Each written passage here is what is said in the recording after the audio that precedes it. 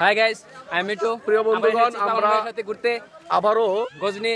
আপনারা দেখেছেন আমরা যে ভয়ঙ্কর রাস্তার অন্যতম একটা প্লেস যে আমরা রাস্তাটা ভ্রমণ করার উদ্দেশ্য শেরপুর গজনির অবকাশে যে রাস্তাটা আসলে আমাদের ঘোরার জন্য মানুষ যদি আনন্দ করতে চায়, কষ্ট করে যে আনন্দ পাওয়া যায় তার অন্যতম একটা প্লেস হচ্ছে গজনির এই ড্রাগনের ঠিক দক্ষিণ পশ্চিম কোনায় যে রাস্তাটা নেমেছে একদম ঘন বনের মাঝখান থেকে সেই রাস্তা দিচ্ছে।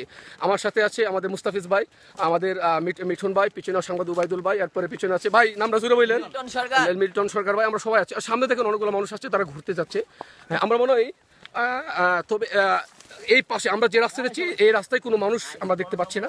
তবে হচ্ছে আমরা চেষ্টা করছি আসলে মানুষ যে রাস্তাগুলো একটু এই রাস্তা যদি আমরা সহজ করে দিতে পারি মানুষকে, ইউটিউবের মাধ্যমে বা আদার্স সামাজিক যোগাযোগের মাধ্যমে আপনি জানাতে পারি, আপনারা ঘুরতে চলতে ফিরতে ভ্রমণটাকে খুব এনজয়পূর্ণ করার জন্য আপনার সুবিধা হবে। আমরা অলরেডি পাহাড়কে শুনে নিচে নেমে এসেছি, আপনারা দেখেন তো আর কোনো দেখা যাচ্ছে না। আমরা এই গাছের মাঝখান দিয়ে যাওয়ার চেষ্টা করছি। আমরা আপনাদেরকে আমরা আমরা দূরের কিছু রাস্তা দেখার চেষ্টা করে দেখেন। আমরা দেখেন একদম খারাপ নিচের দিকে নামার চেষ্টা করছি। এটা আসলে আপনারা যদি না দেখেন বা না আসেন আমরা হয়তো বা আপনারা বুঝতে পারবেন না কতটুকু কষ্ট। আমরা অলরেডি এক এক করে সবাই চলে আসছে। আমরা রাস্তার নিচের অংশগুলো দেখার চেষ্টা করি যে পুরোটাই গাছের মাঝখান দিয়ে যাওয়া হচ্ছে। আমরা অলরেডি আমাদের সকল সদস্য চলে এসছে, খুব সরু রাস্তা যেটা আসলে না ঘোরার ক্ষেত্রে দেখেন আমাদের কিন্তু কোনো রাস্তা নেই, পুরোটাই পাহাড়ের মাঝখান থেকে কোনো রাস্তা নেই। আপনারা সকলে আসবেন, আমাকে ভোট দিন। আমরা সবাই আসতেছি, আমরা বড় একটা বহর আমরা ঘোরার জন্য প্ল্যান করেছি। আমরা চাচ্ছি যে এটা ঘনবসতিপূর্ণ হোক, মানে মানুষ এই রাস্তায় যে যাতায়াত করুক এবং এই গভীর বনে মানুষ চলাফেরা করুক এবং যাতে মানুষ সবাই এই অবস্থাটি দেখতে পারে।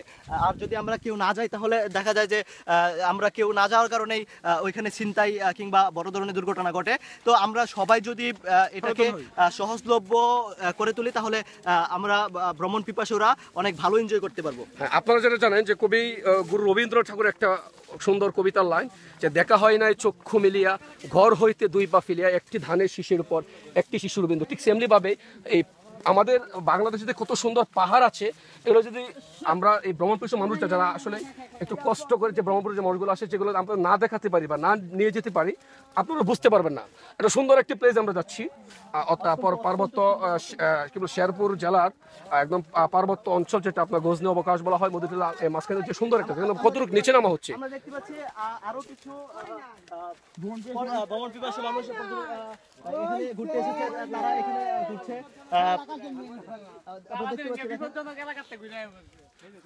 আচ্ছা ঠিক আছে, আমরা কিন্তু দেখেন কতটুকু নিচে নামা হচ্ছে।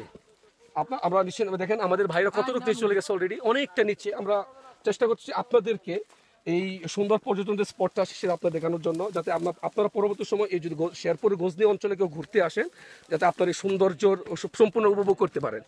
আমরা অলরেডি একটা পাহাড় টপকে অপর একটা পাহাড়ে চলে এসেছি। আমরা চেষ্টা করছি মাঝখানের যে প্রতিটা পাহাড়ের যে মানে মাঝখান থেকে যে একটা রাস্তা থাকে যেরকমভাবে পানি যাওয়ার জন্য তার অন্য রাস্তা, আমরা মনে আরেকটি রাস্তায় পাহাড় উপর চেষ্টা করছি। আমাদের কিছু সদস্য বাইরের উপরে ওঠার চেষ্টা করছি। আমরাও আপনাদের জন্য একটু দাঁড়িয়েছি যাতে আপনাদেরকে দেখাতে পারি।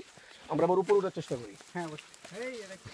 আমরা উপরে আবার একটা পাহাড় টপকে আরেকটা পাহাড় ওঠার চেষ্টা করছি।